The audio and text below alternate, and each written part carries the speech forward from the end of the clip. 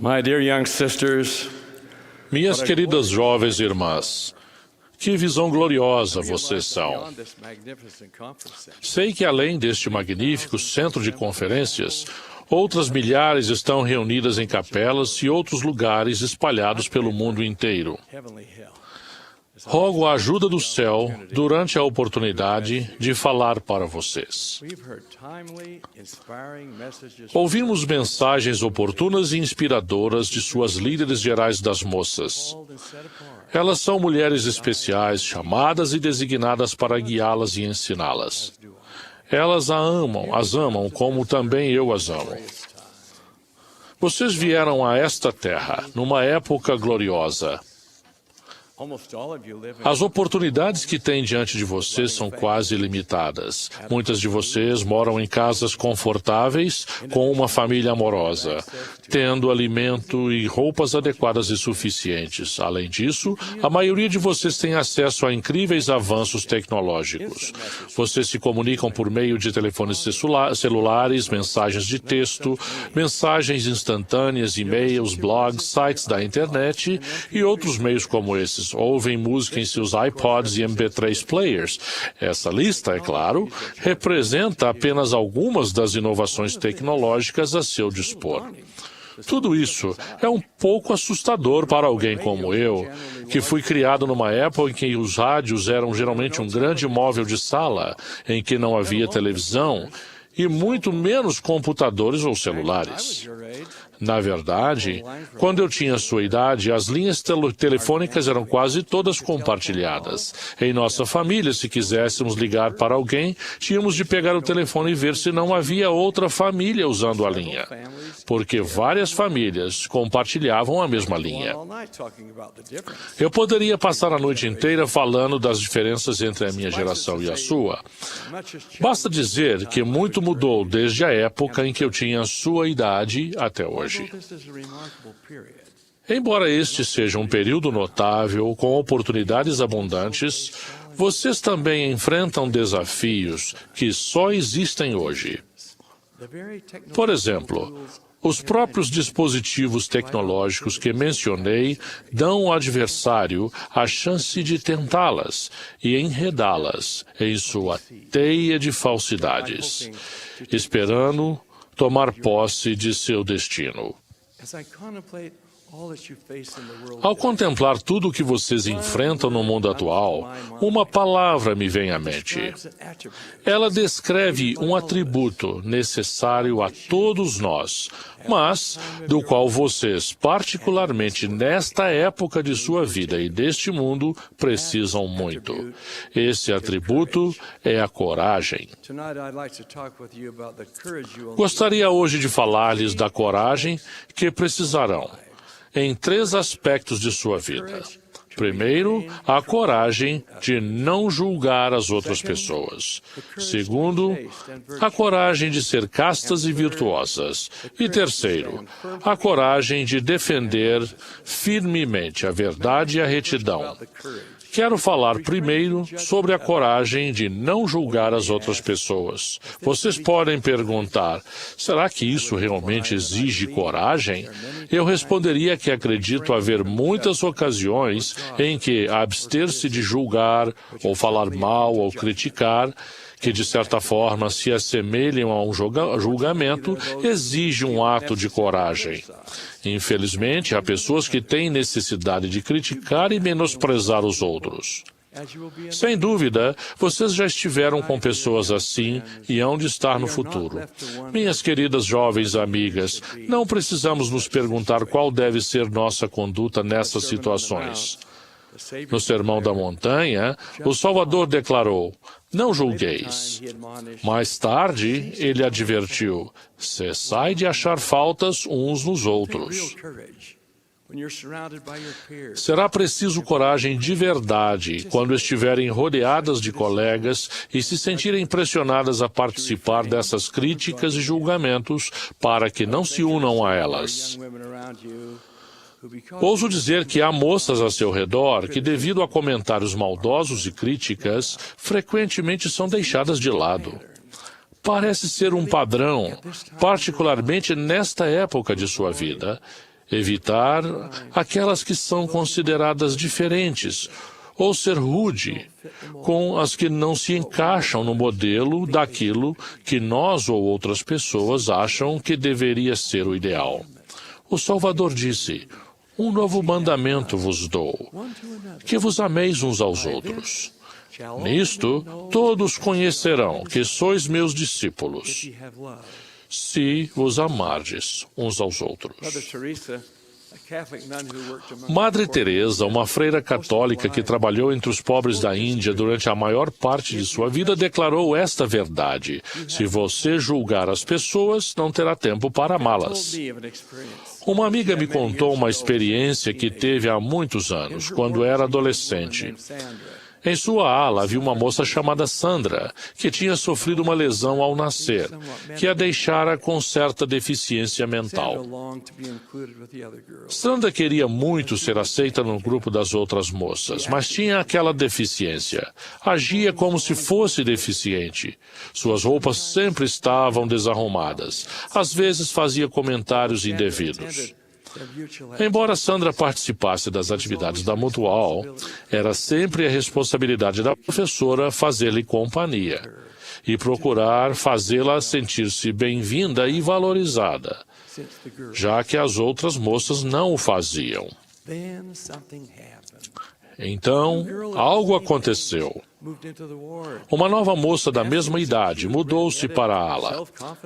Nancy era uma moça bonita, ruiva, segura de si e popular, que facilmente se dava bem com todos. Todas as moças queriam ser suas amigas, mas Nancy não restringia suas amizades. Na verdade, ela fez tudo para ser amiga de Sandra e procurou fazê-la se sentir incluída em tudo. Nancy parecia gostar genuinamente de Sandra. Evidentemente, as outras moças perceberam e começaram a se perguntar por que nunca tinham feito amizade com Sandra. Aquilo parecia então uma coisa não apenas aceitável, mas desejável.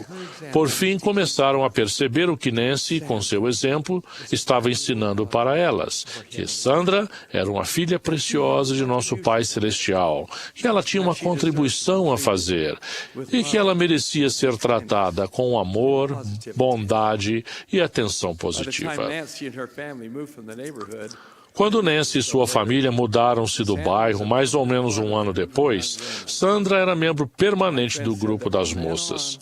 Minha amiga disse que depois disso, ela e as outras moças sempre cuidavam para que ninguém fosse deixado de lado, não importando o que as tornasse diferente das outras. Uma lição valiosa e eterna fora aprendida. O verdadeiro amor pode modificar vidas humanas e mudar a sua natureza. Minhas preciosas jovens irmãs, peço que tenham a coragem de não julgar ou criticar as pessoas a seu redor, bem como a coragem de assegurar que todas se sintam incluídas, amadas e valorizadas. Em seguida, falarei da coragem que precisarão ter para ser castas e virtuosas. Vocês vivem num mundo em que os valores morais foram, em grande parte, deixados de lado, no qual o pecado está sendo escandalosamente exibido, em que vocês estão cercadas de tentações para que saiam do caminho estreito e apertado. Muitos são os que lhes dizem que vocês são muito antiquadas ou que há algo errado com vocês por ainda acreditarem na existência de algo como comportamento imoral. O Senhor declarou: ai dos que ao mal chamam bem e ao bem mal, que fazem às trevas luz e da luz trevas. Grande coragem lhe será exigida para permanecerem castas e virtuosas em meio ao modo de pensar aceito nesta época. Na visão do mundo atual, pouco importa se os rapazes e as moças permanecem moralmente puros e limpos antes do casamento. Isso faz com que o comportamento imoral se torne aceitável? De modo nenhum. Os mandamentos de nosso Pai Celestial não são negociáveis. O comentarista Ted Koppel, que por muitos anos foi apresentador do programa Nightline da ABC, fez esta declaração incisiva. Na verdade, nos convencemos de que nossos slogans vão nos salvar. Injete drogas se precisar, mas use uma agulha limpa. Ou faça sexo quando ou com quem quiser, mas proteja-se. Não, a resposta é não. Não porque isso seja insensatez ou tolice, nem porque podemos acabar na cadeia ou morrer de AIDS, mas porque é errado. O que Moisés trouxe do Monte Sinai não foram 10 sugestões. Foram mandamentos. Foram e ainda são. E aí termina a citação. Minhas queridas jovens irmãs, mantenham uma perspectiva eterna. Estejam alertas contra tudo que lhes roube as bênçãos da eternidade. A ajuda para manter a devida perspectiva nesses tempos permissivos pode vir de muitas fontes. Um recurso valioso é sua bênção patriarcal. Leiam-na com frequência. Estudem-na cuidadosamente. Sejam guiadas por suas advertências. Vivam para merecer suas promessas. Se ainda não tiverem recebido sua bênção patriarcal, planejem para recebê-la e depois valorizem-na. Se houver alguém que tropeçou em sua jornada, há um caminho de volta. O processo é chamado arrependimento. Nosso Salvador morreu para prover-nos essa dádiva abençoada. O caminho pode ser difícil, mas a promessa é real. Ainda que os vossos pecados sejam como a escarlata, eles se tornarão brancos como a neve, e nunca mais me lembrarei deles. Há alguns anos, a primeira presidência fez uma declaração, e a primeira presidência atual repete a advertência.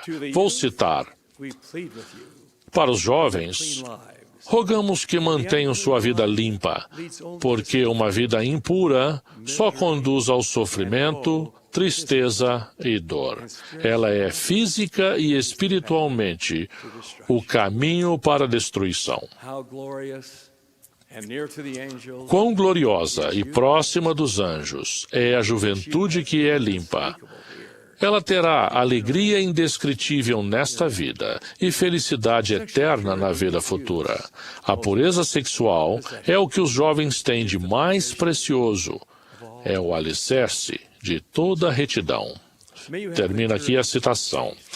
Que vocês tenham a coragem de ser castas e virtuosas. Minha última admoestação nesta noite é a de que tenham coragem de defender firmemente a verdade e a retidão. Como a tendência da sociedade atual é afastar-se dos valores e princípios que o Senhor nos deu, vocês quase certamente terão que defender as coisas em que acreditam. A menos que as raízes de seu testemunho estejam firmemente plantadas, será difícil para vocês suportarem o escárnio das pessoas que desafiam sua fé. Se estiver firmemente plantado, seu testemunho do Evangelho, do Salvador e de nosso Pai Celestial vai influenciar tudo o que fizerem na vida. Tudo o que o adversário deseja é que vocês permitam que zombaria e críticas à igreja façam com que vocês questionem e duvidem. Seu testemunho, se for constantemente nutrido, vai mantê-las em segurança. Relembrem comigo a visão que Leí teve da árvore da vida. Ele viu muitos que se agarraram à barra de ferro e caminharam por entre as névoas de escuridão, chegando por fim à árvore da vida e comendo do seu fruto. Então, olharam em redor como se estivessem envergonhados. Lei se perguntou qual seria o motivo de sua vergonha. Ao olhar em volta, ele viu na outra margem do rio de água um grande e espaçoso edifício.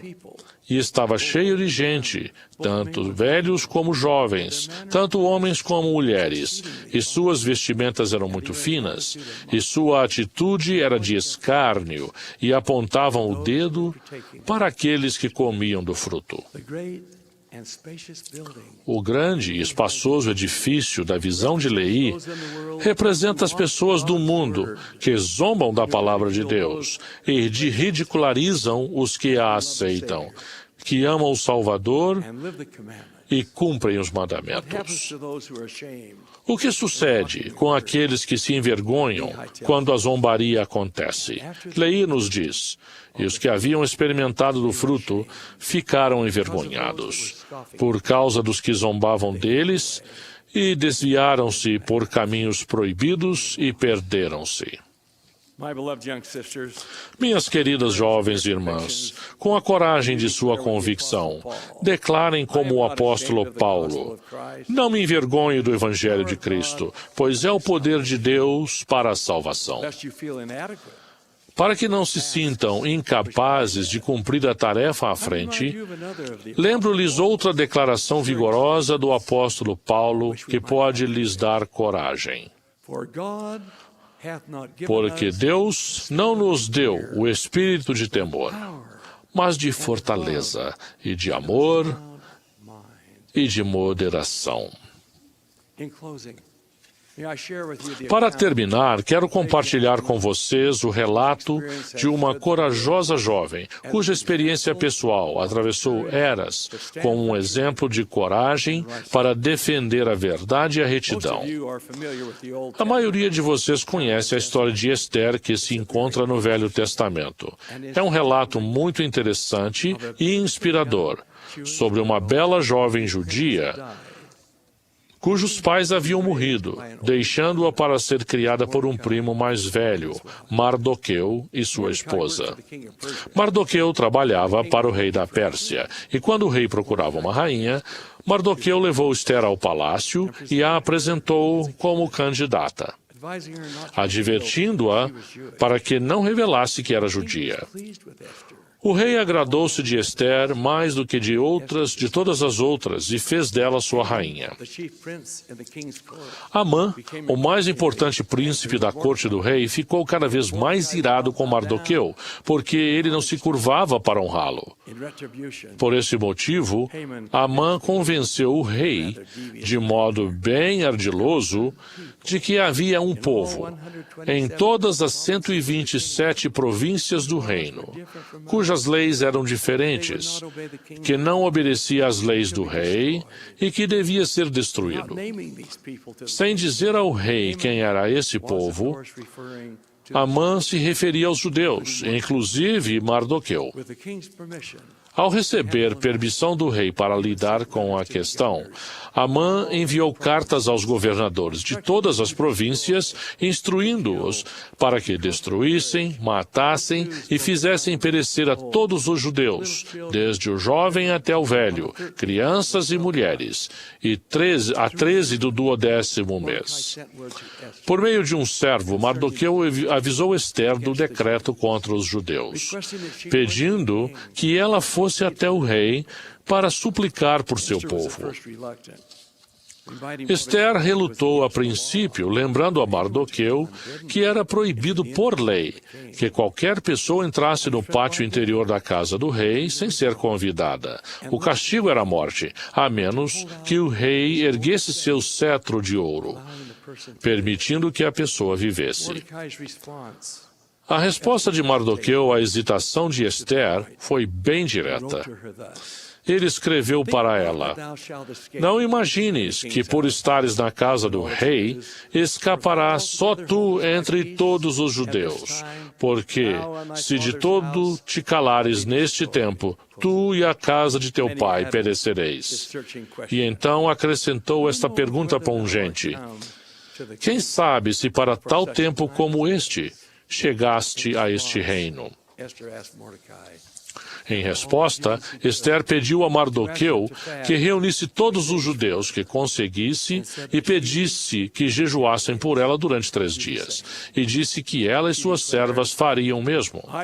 Ela disse: irei ter com o rei, ainda que não seja segundo a lei. E se perecer, pereci. Esther exerceu sua coragem e permaneceu firme e inamovível naquilo que era certo. Estando física, emocional e espiritualmente preparada, Esther entrou no pátio interior da casa do rei. Quando o rei a viu, ergueu o cetro de ouro, dizendo que lhe daria tudo o que ela pedisse.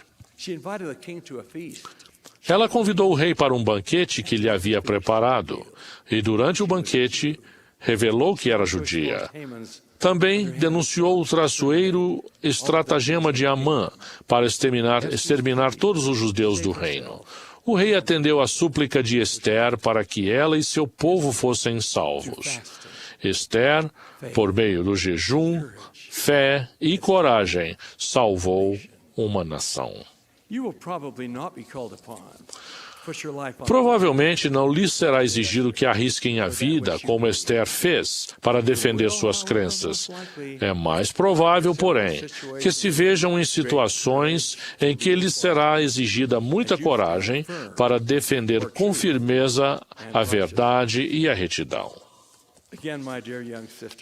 Novamente, minhas queridas jovens irmãs, embora sempre tenha havido desafios no mundo, muitos do que vocês enfrentam só existem hoje. Mas vocês estão entre os filhos mais fortes do Pai Celestial, e Ele as reservou para virem à Terra em tal tempo como este. Com a ajuda dele, vocês terão a coragem para enfrentar tudo o que surgir. Embora o mundo às vezes pareça sombrio, vocês terão a luz do Evangelho como facho para guiar seu caminho.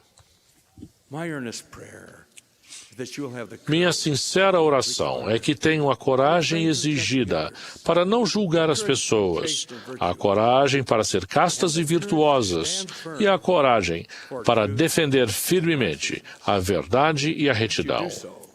Ao fazer isso, vocês serão o exemplo dos fiéis e sua vida será cheia de amor, paz e alegria.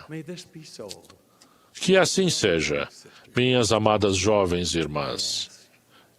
Rogo em nome de Jesus Cristo, nosso Salvador. Amém.